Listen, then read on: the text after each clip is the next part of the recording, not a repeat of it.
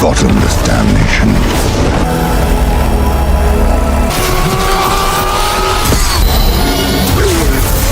Balik maning bersama SB Movie. Pada kesempatan kali ini, SB Movie akan mendongeng sebuah film medeni nemen berjudul The Devil Conspiracy yang dirilis pada tahun 2023. Sebelum Mimin mulai mendongeng alur cerita filmnya, Mimin ingin mengucapkan selamat menjalankan ibadah puasa bagi yang melaksanakannya. Mimin doakan semoga sehat dan sukses selalu buat kalian semua. Jangan lupa bantu like, subscribe-nya ya guys, agar Mimin tambah semangat dalam membawakan alur cerita film. Mohon maaf apabila dalam penyampaian baik nama ataupun tempat masih banyak kesalahan, karena Mimin masih terus belajar dan berusaha agar kalian dapat menikmati alur cerita film yang Mimin bawakan. Oke guys, kita lanjut bahas alur cerita film The Devil Conspiracy. Film ini menceritakan tentang lepasnya Raja Iblis yang terkurung dari neraka. Bagaimana keseruan kisah filmnya? Tak perlu berlama-lama, langsung saja kita sikat alur ceritanya. Dikisahkan pada zaman dahulu kala, terjadilah kekacauan di kerajaan langit, di mana sosok malaikat bernama Lucifer yang memiliki kekuatan dan kemampuan di atas para malaikat lainnya. Ternyata hal itu membuat dia menjadi angkuh dan sombong. Atas kesombongannya tersebut, memicu peperangan antar malaikat di surga, hingga akhirnya Lucifer kabur dari kerajaan langit dan terjatuh ke bumi. Kemudian salah satu malaikat yang kekuatannya setara dengan Lucifer yang bernama Mikael, dia terus memburu kemanapun Lucifer pergi. Kini Lucifer pun dihukum dirantai di neraka oleh Mikael dengan pedang saktinya, yang membuat Lucy tidak bisa apa-apa.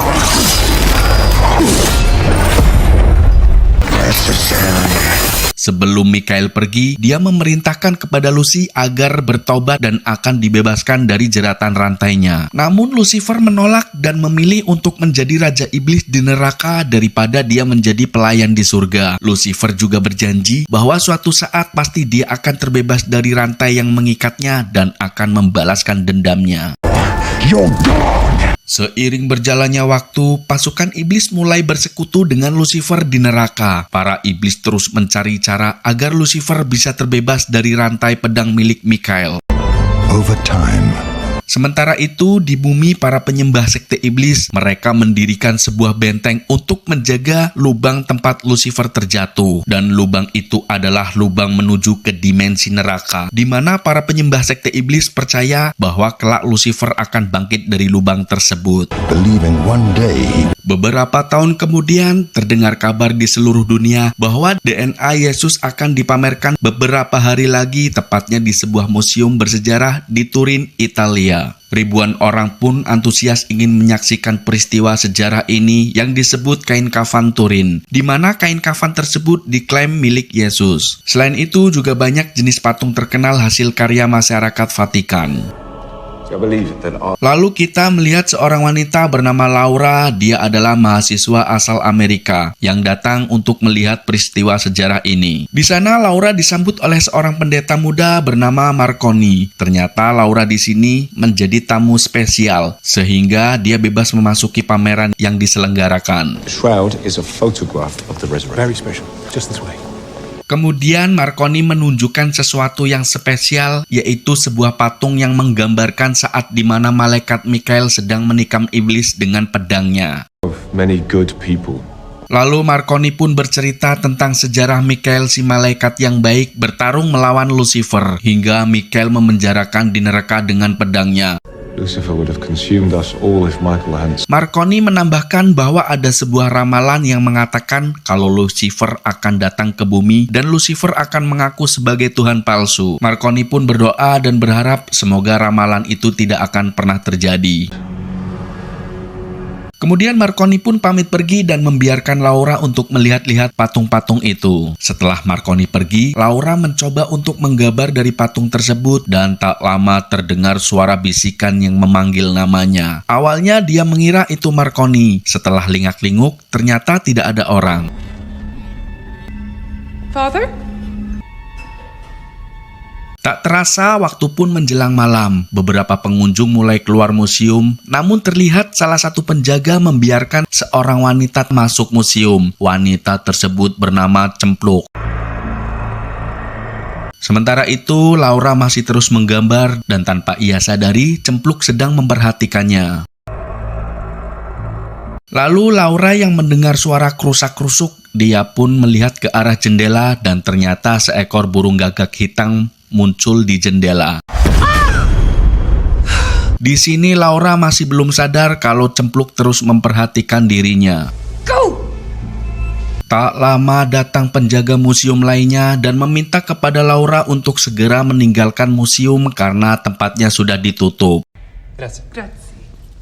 Sebelum Laura pergi, dia sempat mencari Marconi di ruangan lain. Namun tak diduga ternyata dia melihat kengerian terjadi di mana salah satu penjaga museum dihabisi oleh Cempluk. Laura yang ketakutan, dia pun berusaha kabur, namun pintu keluar kini sudah dikunci. Akhirnya Laura hanya bisa bersembunyi di balik pintu dan menyaksikan ada beberapa komplotan yang akan mencuri kain kafan.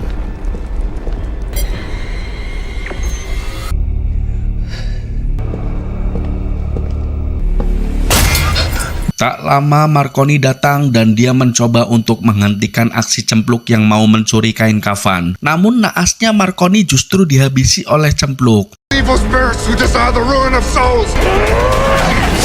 Laura yang bersembunyi pun keberadaannya diketahui oleh Cempluk. Akhirnya Laura pun dibawa untuk dijadikan tawanan oleh penyembah sekte iblis. Stop! It's me! No! Sementara itu Marconi yang sekarat, dia sempat berdoa dan meminta kepada Michael untuk mengambil tubuhnya agar roh Michael bisa masuk ke dalam tubuh Marconi dan bisa berjalan di atas bumi sebagai manusia untuk melawan para penjahat komplotan pemuja sekte iblis. Ternyata doa Marconi terkabul. Di saat itu juga roh malaikat Michael masuk ke dalam tubuh Marconi. Kita beralih ke tempat lain di sebuah tempat pertunjukan di mana di sana dipamerkan sebuah teknologi genetik yang bisa mentransfer DNA seseorang yang sudah meninggal kepada orang yang masih hidup. Penemu dan pembuat teknologi itu adalah Dr. Kroco.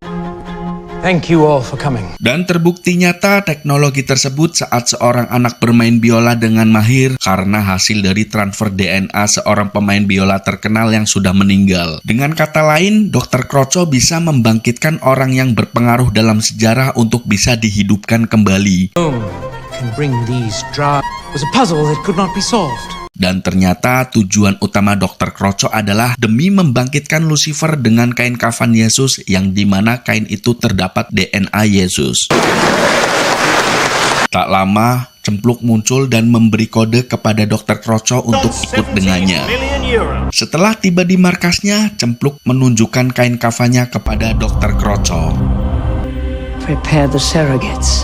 Sementara itu, Laura dikurung dan ternyata ada beberapa wanita lainnya yang juga disandra di sebuah ruangan kaca.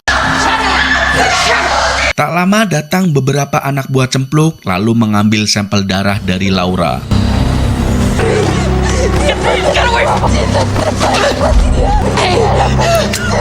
Di lain sisi terlihat dua penjaga museum sedang melihat rekaman CCTV atas kematian Marconi. Namun tak lama Marconi muncul di depannya. Sontak membuat mereka pun bingung.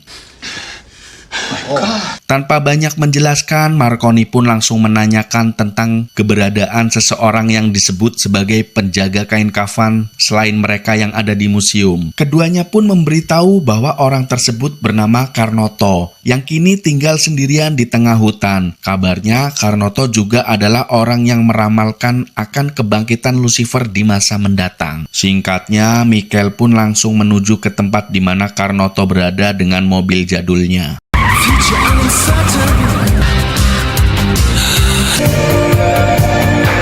Dan di saat yang sama di laboratorium, Dr. Kroco bersama timnya mulai mengecek kain kafan tersebut. Setibanya Michael di hutan, dia pun bertemu dengan Karnoto, di mana Karnoto langsung marah karena apa yang diramalkan Karnoto tidak ada satu orang pun yang percaya. The sufferings of the children of God. Kemudian saat Karnoto menatap mata Mikael, dia pun langsung tahu bahwa pria yang di depannya bukan manusia melainkan malaikat. Who are you? Told you fools for years. Michael. Mikael memberitahu bahwa kain kafan telah dicuri. Karnoto pun sudah tahu dan dia memperlihatkan melalui teropong sebuah benteng yang ada di atas gunung. Karnoto menjelaskan bahwa benteng itulah tempat dulu Lucifer terjatuh. Karnoto juga mengatakan para pemuja sekte iblis telah mencoba berkali-kali untuk membangkitkan Lucifer, namun sampai sekarang belum berhasil. Karnoto pun menunjukkan sebuah buku, di mana buku itu menjelaskan bahwa Lucifer akan bebas dengan masuk ke dalam tubuh manusia. Kemudian Mikael pun menjawab bahwa semua itu tidak akan terjadi karena dirinya lah yang akan menggagalkan dan berjuang melawan sekte iblis. Therefore, he cannot possess a mortal body. Lalu Mikael meminta agar Karnoto mengantarnya ke perbatasan benteng tersebut. Get me to that stronghold. Di sini menjelaskan Dr. Crocco telah melakukan uji coba, yaitu menggabungkan darah Laura dengan DNA Lucifer, lalu disatukan dengan DNA Yesus yang ada di kain kafan itu, dan ternyata berhasil. Pedang Mikael yang mengikat Lucifer pun dengan mudah dilepaskan, dan inilah saatnya Lucifer akan dibangkitkan dengan cara dimasukkan ke dalam tubuh manusia. Namun sebelum itu, Laura bersama Sandra lainnya dimasukkan benih bayi ke dalam rahim mereka masing-masing, yang nantinya akan menjadi bayi, dan bayi itulah yang akan menjadi tubuh baru Lucifer. Karena pada dasarnya Lucifer tidak akan bisa hidup di bumi dengan wujud aslinya, dan dengan memakai tubuh manusia, Lucifer akan bisa hidup di bumi. Call me, Liz. What are you doing to me? You might be the one. Kita kembali ke Karnoto dan Mikael yang sudah tiba di depan gua, tempat jalan pintas menuju benteng markas para sekte iblis. Di sini Mikael tidak menjadi malaikat bersayap dan kekuatannya juga terbatas karena dia berada di dunia manusia, apalagi tanpa pedangnya yang dia gunakan untuk menyegel Lucifer. Di lain sisi, Laura bersama Sandra lainnya dibawa ke sebuah lubang yang menjadi portal antara dunia manusia dan neraka.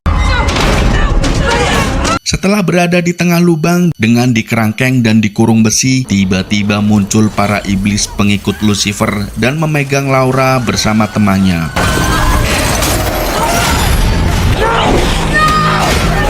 Tak lama muncul Lucifer dengan bentuk cacing besar dan mulai masuk ke dalam tubuh teman Laura. Namun dia tidak kuat dan akhirnya tewas. Kemudian Lucifer lanjut masuk ke dalam tubuh Laura dan ternyata Laura mampu bertahan. Artinya bayi yang nanti dikandung Laura akan menjadi tempat baru bagi Lucifer untuk bisa hidup di alam manusia. Setelah itu, para pemuja sekte iblis pun bahagia menyambut Laura yang kini terdapat janin Lucifer. Laura pun dijaga dan dirawat agar dia selalu sehat sampai bayi itu lahir. What's in me?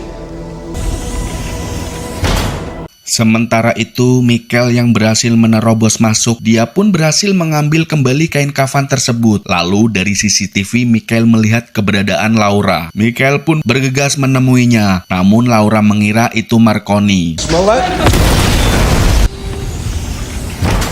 Dan saat Laura menyikap Mikael, di sini Mikael merasakan keberadaan Lucifer. Mikael tahu bahwa Lucifer sudah lepas dari ikatan rantainya. Mikael pun mengatakan kepada Laura bahwa dia bukan Marconi. Kemudian Laura yang salah paham menganggap dia sama saja dengan para pengikut sekte iblis. I'm just...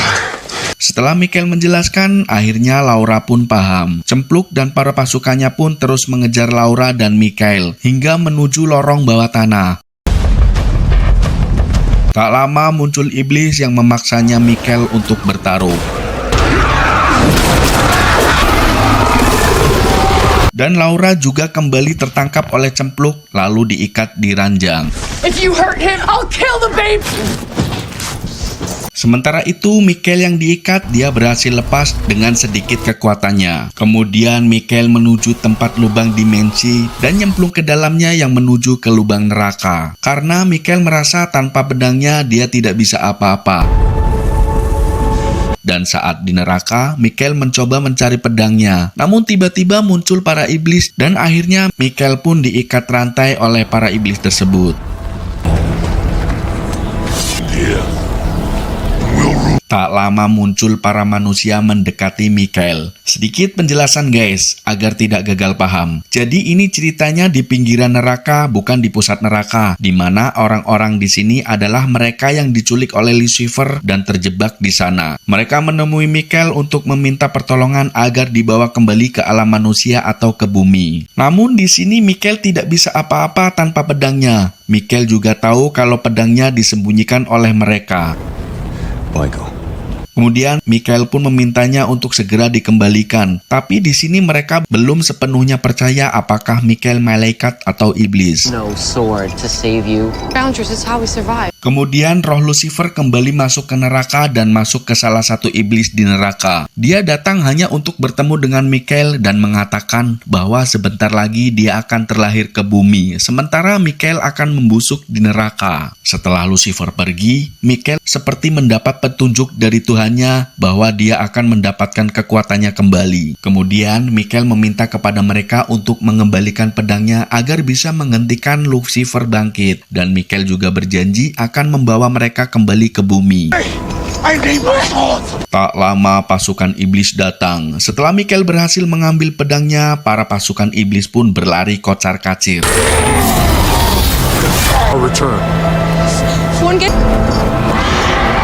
Lalu Michael kembali masuk ke dalam tubuh Marconi dan bergegas menemui Laura yang berada di dalam tabung kaca dengan perutnya semakin membesar dan endasnya gundul.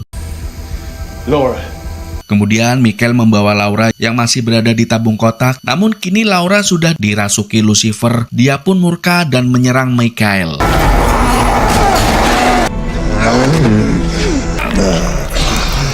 Lucifer pun memberikan penawaran kepada Michael agar mau bersekutu dengannya untuk melawan Tuhannya. Namun justru Michael memberitahukan pesan dari Tuhan untuk Lucifer bahwa Lucifer tidak akan bisa merasuki bayi yang dikandung oleh Laura. Justru bayi tersebutlah yang nantinya akan melawan balik Lucifer, dan bayi itu juga akan mempunyai kekuatan besar melebihi dirinya. Dan di sini hanya Michael dan Lucifer yang tahu akan pesan dari Tuhannya. Lucifer pun marah dan menyuruh Cempluk untuk membunuh bayinya. Namun Cempluk menolak karena dia tidak tahu isi pesan Tuhan. Dan akhirnya Laura pun melahirkan, di mana para pemuja sekte iblis sudah menantikan kelahiran bayi tersebut yang mereka anggap itu adalah Lucifer. Di sini Cempluk membaptisnya bukan dengan air suci melainkan dengan darah para pengikutnya. Di mana Algojo monster penjaga portal pintu neraka menjadi eksekutornya dan membantai mereka semua yang ada di sana.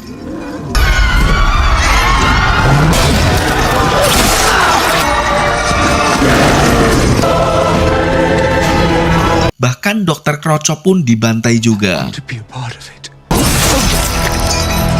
Sementara itu Laura yang hampir terjatuh ke lubang neraka, dia pun berhasil diselamatkan oleh Michael. Kemudian Laura berhasil merebut kembali bayinya.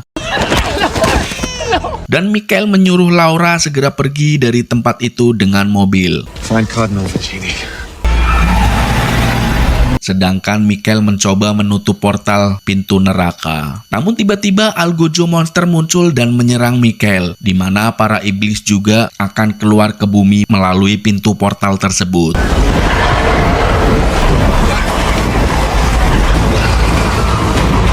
Untung saja Michael berhasil meledakkan bom yang sudah ia pasang sebelumnya. Akhirnya Michael bersama para iblis di neraka hancur dan lubang neraka pun kini tertutup kembali. Benteng itu pun hancur seketika. Karnoto yang melihat dari teropongnya, dia pun merasa bahagia. Sementara itu, kain kafan kini kembali disimpan di dalam museum. Michael yang masih hidup, dia pun kembali ke neraka untuk membebaskan orang-orang yang terjebak di neraka. Let's go home. Film pun berakhir. Terima kasih sudah menonton. Nantikan alur cerita film lainnya bersama SB Movie. The devil. Lucifer.